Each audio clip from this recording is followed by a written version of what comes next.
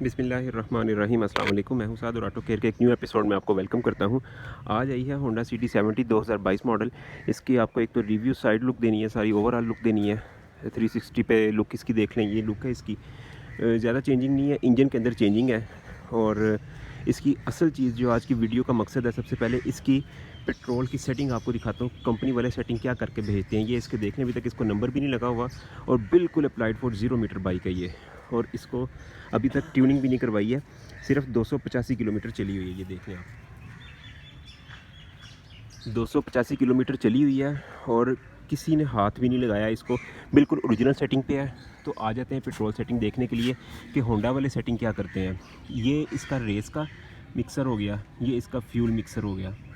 तो हमने fuel mixer को छेड़ना होता है। ओरिजिनल सेटिंग जो होती है वो 2 चक्रों पे होती है।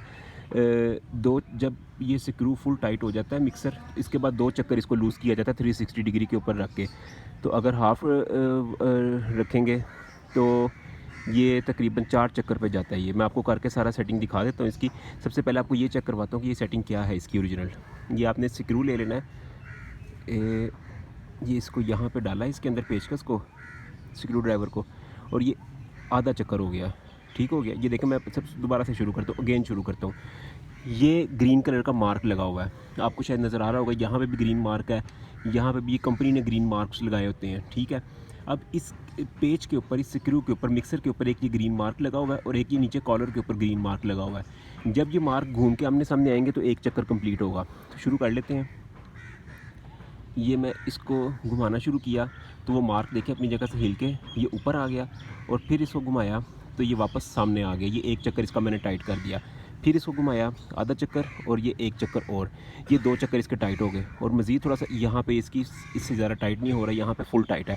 और आपने ये देखा कि ये सिर्फ 2 चक्कर कंपनी वाले इसका खोल के भेजते हैं, जो इसकी ओरिजिनल सेटिंग होती है।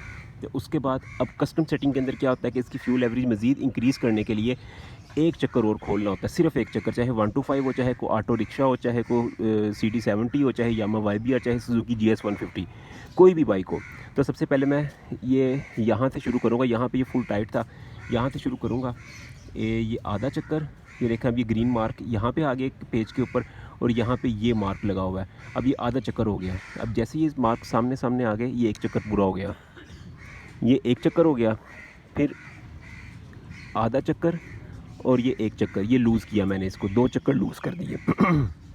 2 चक्कर लूज़ किए तो ये ओरिजिनल फैक्ट्री सेटिंग पे आ गई है इस टाइम बाइक। अब मैंने कस्टम सेटिंग पे लेके आना है, इसकी एवरेज को मज़ीद इंक्रीज़ करना है।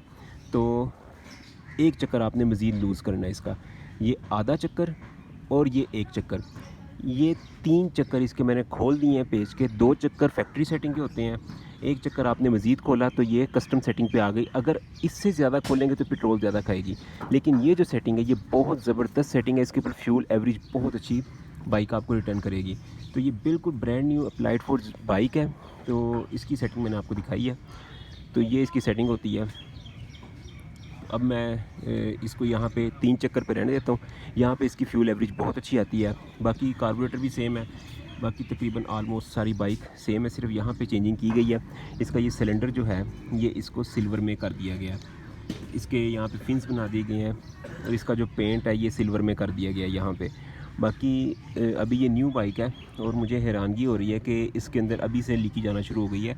यहाँ पे पेट्रोल का यहाँ पे वेपोरेट हो रहा है और यहाँ पे डस्ट इकट्ठी हो रही है। यहाँ पे कार्बोरेटर के ऊपर भी पेट्रोल वेपोरेशन की वजह से यहाँ पे डस्ट इकट्ठी हो रही है। और सबसे मेन चीज़, यहाँ पे सेंटर के अंदर भी डस्ट इकट्ठी होना शुरू हो गई। ये देखें, यहाँ पे ऑयल लीकेज आना शुरू हो गई है। अभी ये बिल्कुल ब्रांड न्यू बाइक है।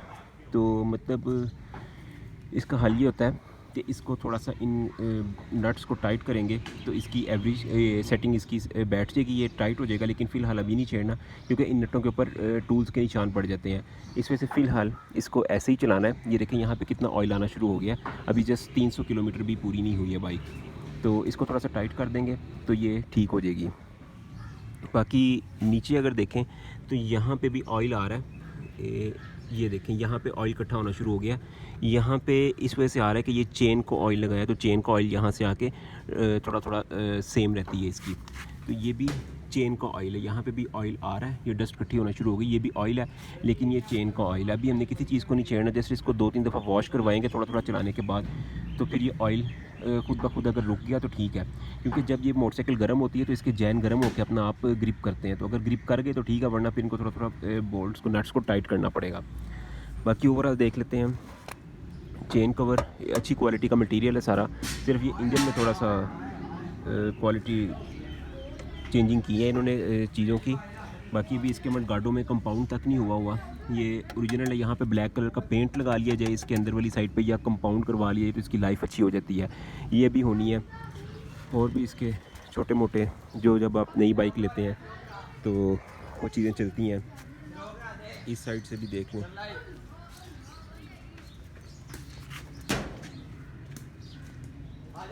तो ये थी आज की पेट्रोल सेटिंग के ऊपर वीडियो।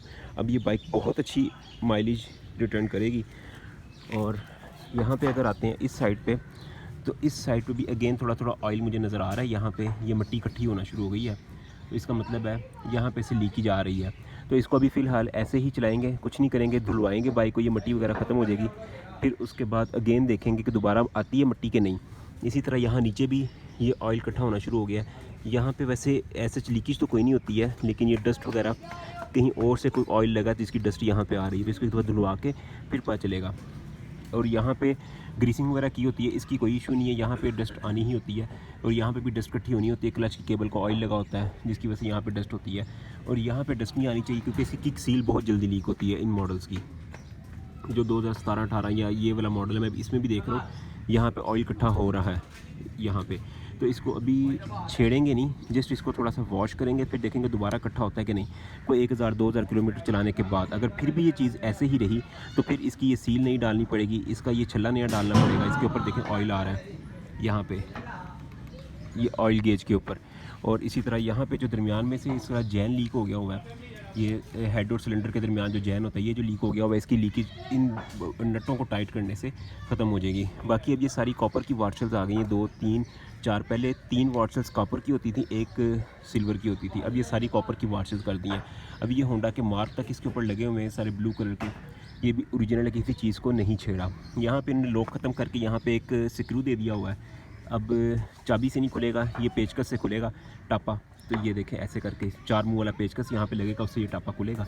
ये चीज़ इन्होंने चेंज कर दी है। बाकी चेन गरारी भी थोड़ी सी चेंज की है कि इसकी 1 to 5 की तरह चेन टाइट हुआ करेगा। पहले इसकी एडजस्टमेंट और होती थी चेन की, अब थोड़ा सा चेंज कर दिया उन्होंने, 1 to 5 वाला सीन कर दिया हुआ है, जैसे उसका टाइट होता है वैसे।